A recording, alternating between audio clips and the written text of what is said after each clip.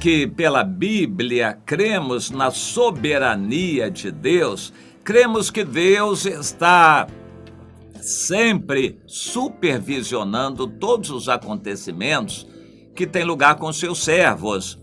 No caso de Davi, quando rei, ele teve que experimentar uma dolorosa revolta contra ele, aquela traição do filho e uma revolta. Imagine, depois de tanta luta, tanto trabalho, há uma revolta para tirar Davi do poder. É como o sentimento de dor que passa pelo coração de um pastor, por exemplo, quando ele trabalha muitos anos edificando uma igreja, trabalhou, deu a sua vida, se gastou. Depois a igreja cresce por interesses. Muitos acham que aquele pastor é muito simples, muito humilde, ele não tem a pujança, não tem a glória, a grandeza de um pastor de uma igreja grande. Então eles saem para procurar outro pastor para colocar no lugar daquele. Aquele pastor vai ficar muito triste em ver aquilo acontecer.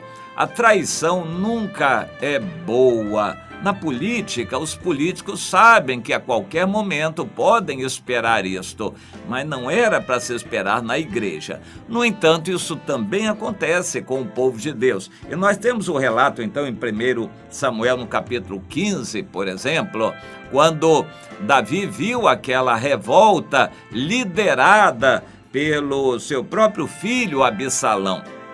Quando Davi avaliou a situação, no meu entender, ele avaliou errado. Se ele resistisse, não haveria aquela revolta. É como no Brasil em 1964. Nós cremos que Deus estava naquele processo todo e louve-se a atitude do então presidente João Goulart. Ele viu aquela revolta militar e se ele resistisse, os líderes militares confessam que a revolta teria sido abafada se houvesse o mínimo de resistência. Mas a grandeza do então presidente João Goulart fez com que ele avaliasse a situação. Ele não quis fazer um derramamento de sangue no Brasil e reconheceu a situação e deixou o governo e saiu. O Davi fez exatamente assim. Quando ele viu que um grande contingente de pessoas estava aderindo à revolta, e aquilo foi superdimensionado por quem trouxe a notícia a Davi. O Davi não recebeu a notícia correta. Disseram para Davi que todo o povo estava mancomunado contra ele, o que não era verdade. Mas Davi entendeu a situação, não querendo derramar sangue, fugiu e disse: Deus me colocou, se Deus quiser, ele vai me trazer de volta, mas como o poder pertence a Deus, eu vou entregar a ele. Não vou lutar contra o meu povo, contra o meu filho, eu vou fugir e deixar Deus agir como ele quiser. E Deus agiu. E como agiu? Aquilo foi para o bem. Aquela revolta trouxe a oportunidade de serem eliminados do povo os maus elementos. Todos os líderes da revolta, inclusive o Absalão, filho de Davi, foram mortos.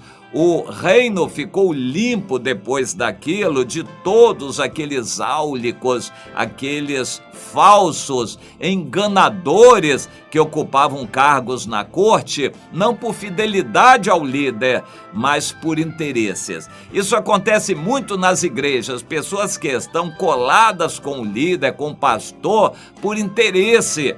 Porque eles querem tirar uma casquinha, não é por lealdade, não é por fidelidade, é por interesse que eles estão elogiando e exaltando o líder. Isso é muito triste, sempre acontece e Davi sabia disto também. Mas ele entregou tudo ao Senhor e fugiu. Com ele foram alguns familiares, os ministros mais achegados e a guarda pessoal, cuja função era exatamente esta. A guarda pessoal não era para fazer guerras, era para proteger a vida do rei. e o rei tinha na guarda pessoal algumas pessoas fiéis totalmente. Entre eles, um estrangeiro que veio com Davi lá da terra dos filisteus, era Itai.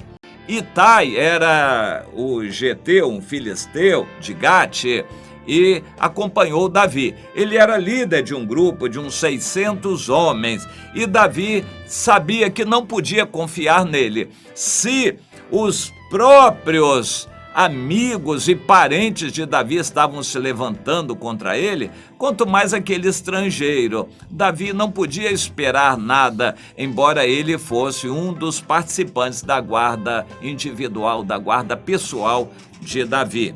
E o que aconteceu é que Davi fugiu e poucas pessoas foram com ele. Aquele grupo aumentou um pouquinho depois, até que veio Itai, o geteu, com seus 600 homens, e Davi perguntou: mas Itai, para onde você vai? Vou acompanhar o rei.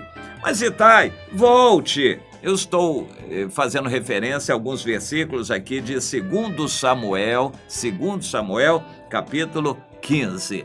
Itai, volta, você é estrangeiro, eu não tenho nada para te dar, comigo você vai ficar numa situação dificílima, e é melhor você ser fiel, leal ao rei que ficar em meu lugar. Então é melhor você voltar com seus homens para preservar a vida deles, o emprego deles. É melhor você voltar, Itai. A resposta do Itai foi muito clara: ó rei meu senhor, tão certo como vive Deus e o rei meu senhor também, no lugar onde o rei estiver, aí estará também o teu servo, para a vida ou para a morte. Declaração de lealdade. Seria bom a gente ver irmãos conosco dessa maneira, fazendo a mesma declaração de Ruth para Noemi, fazendo essa declaração de Itai para o seu líder Davi. Todo líder precisa ouvir isso e sentir que tem discípulos fiéis. Meu líder, meu pastor, eu vou com você para onde você for. Pode contar comigo a qualquer hora do dia ou da noite, eu estou aqui para servir. Este é o trabalho que Deus me deu e eu quero ser fiel a Deus. Eu estarei contigo, haja o que houver. Como é bom a gente ter irmãos fiéis. Infelizmente, nem todos na igreja são assim, mas seria muito bom que a gente pudesse ter fidelidade de pessoas. E realçando o seguinte: a igreja é constituída de relacionamentos e a fidelidade é fundamental. A fidelidade não é ao templo.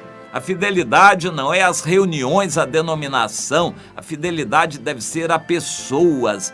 Quando uma pessoa está em dúvida sobre se permanece na sua igreja ou para onde que vai, eu digo: meu irmão, o referencial é o seu líder. Igrejas são pessoas. Você não tem que ir porque o templo é mais perto da sua casa ou porque é a doutrina que você foi criado nela. A referência é a pessoa do seu líder. Você vai ser fiel e leal a um líder que Deus colocou sobre a sua vida espiritual. Ele tem a autoridade espiritual de Deus sobre você, de forma que a referência sua deve ser a pessoa.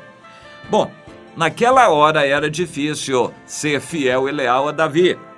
Davi estava com a cabeça coberta, pés descalços, andando e chorando, cansado, subindo o Monte das Oliveiras, e assim ele caminhava. Era o próprio retrato da desolação. Como ser fiel a uma pessoa nessas circunstâncias, que não tem nada, já mais idoso, cansado, uma pessoa sem poder, sem dinheiro? Como a gente ser fiel a um líder nessas condições? Pois aí está o mérito do Itai. Ele foi fiel, ele foi leal, e por causa da lealdade dele, Deus animou a Davi.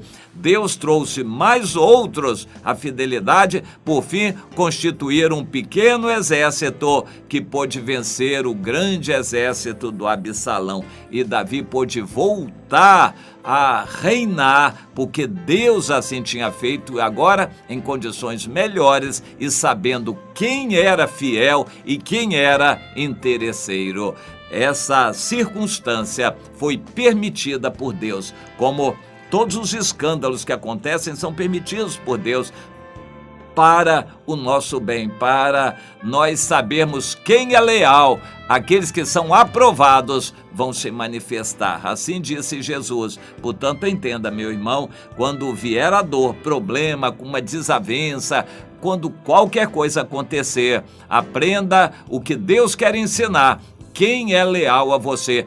Você também precisa ser leal ao seu líder, que Deus colocou como autoridade espiritual na sua vida. Pense nisso e aprenda essas lições muito importantes para você também, meu irmão, minha irmã.